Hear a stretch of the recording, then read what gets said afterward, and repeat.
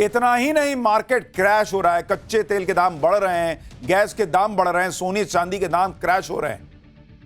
युद्ध जिस लेवल पर पहुंच गया है उसकी कीमत दुनिया और कैसे कैसे चुकाएगी, आगे पूरी डिटेल आपको बताऊंगा। भारत में क्या होगा यह भी बताऊंगा, लेकिन पहले देखिए कि युद्ध तो 20 दिन से चल रहा है, लेकिन अब ऐसा हाहाकार मचा तो उसकी वजह है दुनिया भर की तेल गैस सप्लाई पर बहुत बड़ा खतरा आ गया है।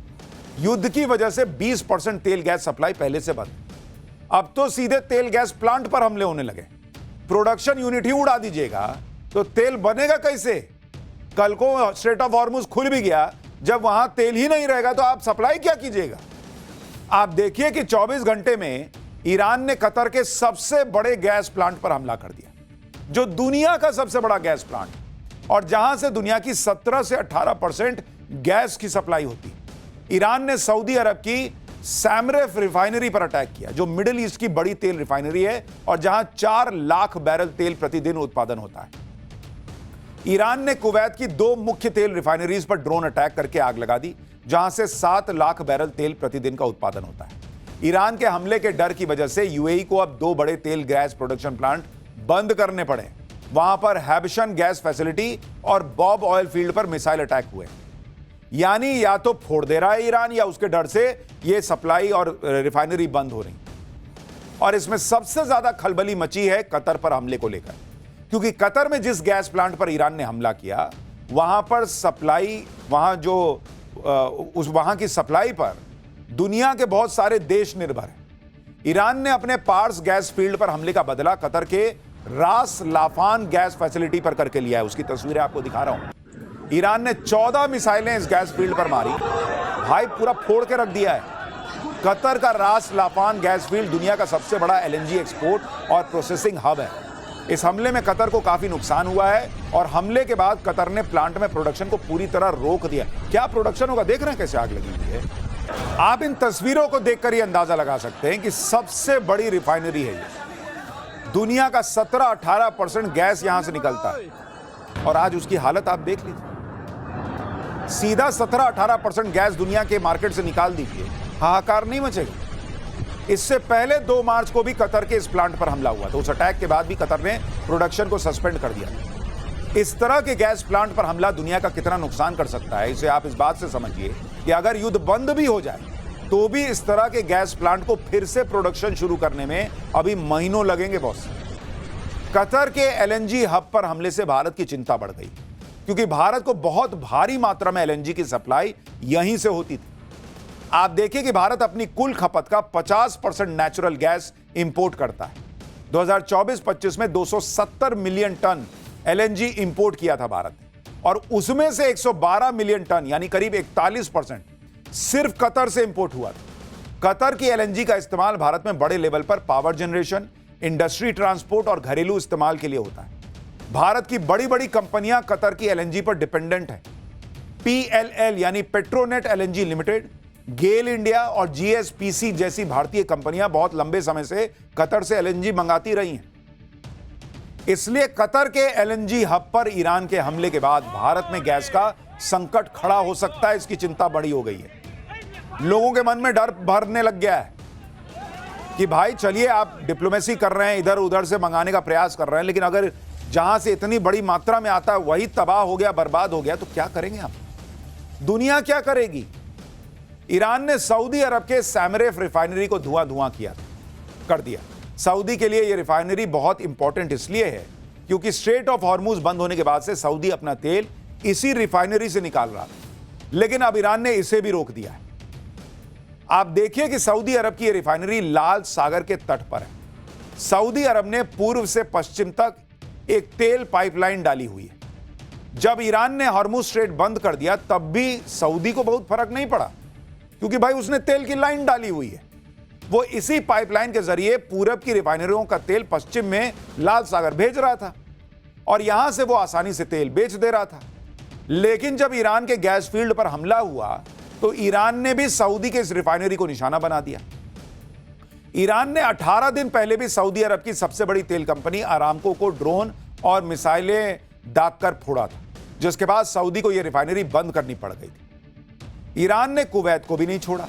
कुवैत की 2 ऑयल रिफाइनरी पर ईरान ने ड्रोन फोड़ दी। पहला हमला कुवैत की मीना अल अहमदी रिफाइनरी पर हुआ। यहां ड्रोन फटने के बाद पूरा इलाका हिल गया। ईरान ने दूसरा हमला कुवैत की मीना अब्दुल्ला रिफाइनरी पर किया है। ईरान के इन हमलों से सऊदी अरब, कुवैत, कतर, यूएई में हड़कंप मचा हुआ है बॉस। पूरा मिडिल ईस्ट हिला हुआ है, क्योंकि इनकी पूरी इकोनॉमी तेल पर चलती है बॉस। और वही तेल गैस फोड़ दोगे तो इनका तो तेल निकल जाएगा। अमेरिका ईरान के इस युद्ध से तो पहले ही खाड़ी देशों की जान पर बनी हुई है। अब उनके रिसोर्सेज पर खतरा आ गया है। आज सऊदी अरब की राजधानी रियाद में अरब और इस्लामिक देशों के विदेश मंत्रियों की एक मीटिंग हुई और इस मीटिंग में खाड़ी देशों में ईरान के हमलों को लेकर बात हुई। इस मीटिंग के बाद सऊदी अरब के विदेश मंत्री प्रिंस फैसल ने ईरान को सीधी चेतावनी देते हुए कह दिया कि उसे इन हमलों के नतीजे भुगतने होंगे। वहीं कतर तो इतना भड़क गया कि उसने ईरान के सैन्य अधिकारियों को 24 घंटे के भीतर देश छोड़ने का अल्टीमेटम दे दिया। खाड़ी देशों से संकेत मिल रहे हैं कि वो भी इस युद्ध में कूदने की तैयारी कर रहे हैं। भाई उनको लग रहा है कि अब तो क्या करें, उधर ईरान अमेरिका तक तो मार नहीं पा रहा, तो वो इनको मार रहा है। इधर नस दबाता है ताकि अमेरिका जो है वो चिल्लाए, लेकिन नस तो इनकी दब रही है, मर तो ये रहे हैं, हालत इनकी खराब हो रही है। तो खाड़ी देश कर रहे हैं कि हमको भी कूदना पड़ेगा युद्ध में। अगर खाड़ी देश युद्ध में कूद गए तो भाई ये युद्ध उस लेवल पे चला जाएगा जहां से नीचे खींचना मुश्किल हो जाएगा। लेकिन ईरान सिर्फ खाड़ी देशों को ही नहीं फोड़ रहा, उनको ही नुकसान नहीं पहुंचा रहा, बल्कि इजराइल के गैस प्लांट पर ईरान ने हमला कर दिया। बड़ी खबर आ रही है, हाइफा ऑयल रिफाइनरी पर मिसाइल से अटैक हुआ है और ये इजराइल के लिए बड़ा झटका है कि उसके हाइफा ऑयल रिफाइनरी पर अब ईरान ने मिसाइल से अटैक कर दिया है। यानी ईरान रुकने का नाम नहीं ले रहा बॉस। वो भाई वो कह रहा है तुमने मेरा तेल और गैस फोड़ा, मैं जहां तक मार सकता हूं वहां तक घुस घुस के तेल गैस फोड़ दूंगा सब। उधर ट्रंप भी फिर से ईरान को ऐसा धमका रहे हैं कि ईरान का पूरा गैस प्रोडक्शन ही उड़ा देने की धमकी दे डाली। ट्रंप ने कहा कि इजराइल ने ईरान के गैस फील्ड पर जो अटैक किया उसके बारे में अमेरिका को कुछ पता ही नहीं था। एकदम मासूम बन रहे हैं, अरे हमको तो पता ही नहीं था, तुमको नहीं पता था। अब इजराइल इस तरह का हमला नहीं करेगा कह रहे हैं, लेकिन अगर ईरान ने अब गैस तेल प्लांट पर हमला किया तो उसे अमेरिका छोड़ेगा नहीं। ट्रंप ने कहा कि अमेरिका ईरान के साउथ पार्स गैस फील्ड को इतनी ताकत और इतने जोर से उड़ा देगा जो ईरान ने पहले देखा नहीं होगा। लेकिन अमेरिका का टोन चेंज हो रहा है, उसको समझ में आ रहा है कि भाई ये तो बहुत तेज मार रहा है, इधर से एक मारो ये 4 मारने जैसा कर रहा है। तो अमेरिका कह रहा है कि हम नहीं मारेंगे, तुम भी मत मारो। क्यों भाई, तुमने शुरू क्यों किया? उधर अमेरिका के रक्षा मंत्री पीट हेग्सेथ ने कह दिया कि आज ईरान पर अमेरिका का अब तक का सबसे बड़ा हमला होने वाला है। एक तरफ इनके डोनाल्ड ट्रंप कहते हैं कि ईरान को तो ऐसा फोड़ दिया है कि कुछ बचा ही नहीं है, फिर ये कहते हैं इतना बड़ा हमला करूंगा कि ईरान की ताकत घट जाएगी। तो भाई जब सब उसका ताकत निचोड़ चुके हो हमले कर करके, तो अब कौन सा ताकत निकाल रहे हो? बोलो ना कि तुम्हारी इज्जत जो है वो मिट्टी में मिल रही है, इसलिए झूठ बोल बोल के उस पर लिपापोती करते हो। उधर ट्रंप का प्लान यह है कि अगर ईरान ने हॉर्मुज स्ट्रेट नहीं खोला तो अमेरिका खार्ग आइलैंड पर कब्जा कर लेगा। खार्ग आइलैंड पर अमेरिका हाल ही में बम फोड़ चुका है ताकि ईरान हॉर्मुज स्ट्रेट को खोल दे, लेकिन ईरान ने भी अभी तक हॉर्मुज बंद किया हुआ। लेकिन अब अमेरिका ने अपने 2000 मरीन जवानों को इस आइलैंड की तरफ रवाना कर दिया है। रिपोर्ट है कि इस जहाज को सिंगापुर से ईरान की तरफ बढ़ते हुए देखा गया है। अमेरिका के रक्षा मंत्री पीट हेग्सेथ ने ईरान को धमकाते हुए कहा कि अगर ईरान हॉर्मुज के रास्ते में अड़ंगा डालेगा तो अमेरिका उसके उस खार्ग आइलैंड पर कब्जा कर लेगा। लेकिन ईरान कह रहा है कि कुछ भी करके देख लो, ईरान झुकेगा नहीं। ईरान तो वेट कर रहा है, ईरान बैठा हुआ है कि तुम भेजो अपने सैनिक। जो ड्रोन हम अमेरिका तक नहीं भेज पा रहे, जो मिसाइलें हम अमेरिका तक नहीं मार पा रहे, तुमको ईरान के लोगों को मारने में मजा आता है। ईरान कह रहा तुम भेजो ना, हम मार के बताते हैं तुम कैसे तुम्हारे सैनिकों को मारेंगे। सिर्फ अमेरिका के संसाधन, अमेरिका का पैसा ही बर्बाद होगा, ईरान कह रहा अगर तुम ये सब करोगे। ईरान युद्ध लड़ने के लिए ट्रंप ने अमेरिका में $200 बिलियन मांगे। इस पर भी ईरान के विदेश मंत्री ने कह दिया कि ये युद्ध ईरान के लोगों और अमेरिका के लोगों पर थोपा गया। युद्ध को अभी सिर्फ 3 हफ्ते हुए हैं और ये $200 बिलियन मांगने लगे। अमेरिका के आम नागरिक इसके लिए नेतन्याहू और अमेरिका में नेतन्याहू के लोगों को थैंक यू कह सकते हैं कि लाखों crore dollar Israel first tax के तौर पर लगने वाले हैं, जो अमेरिका की अर्थव्यवस्था को ही बर्बाद करके रख देगा। यानी ईरान जो है वो अमेरिका की पब्लिक को पिन मार रहा है कि देख भाई, मेक अमेरिका ग्रेट अगेन बनाने आए थे ये भाई साहब, ये इजराइल के इशारों पे नाच रहे हैं। उसके लिए काम कर रहे हैं, तुम टैक्स भर रहे हो, इजराइल का काम हो रहा है, मार दिया पिन। वहां पब्लिक जो है वो कर, हाँ यार ये तो सही कर रहा है।